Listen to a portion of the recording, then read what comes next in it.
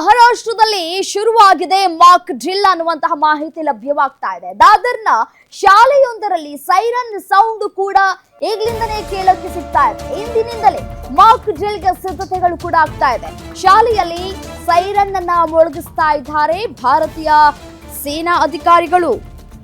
ಸೇನೆಯಲ್ಲಿ ಈಗಾಗಲೇ ತಯಾರಿಯನ್ನ ಕೂಡ ಮಾಡಿಕೊಳ್ಳಲಾಗ್ತಾ ಇರುವಂತದ್ದು. ಅದರಂತೆಯೇ ಸೈರನ್ ಮೊಳಗಿಸುವಂತಹ ಕೆಲಸಗಳಾಗ್ತಾ ಇದೆ. ಇವತ್ತಿನದಲ್ಲೇ ಮಾಕ್ ಡ್ರಿಲ್ಗೆ ಸಿದ್ಧತೆಗಳಾಗ್ತಾ ಇದೆ. ಶಾಲೆಯಲ್ಲಿ ಸೈರನ್ ಅನ್ನ ಮೊಳಗಿಸಿದ್ದಾರೆ ಭಾರತೀಯ ಸೇನೆ.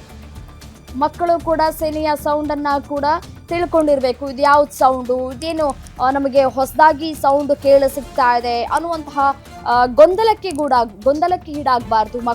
ಮಕ್ಕಳುಗಳಿಗೂ ಕೂಡ ಅರಿವಿರಬೇಕು.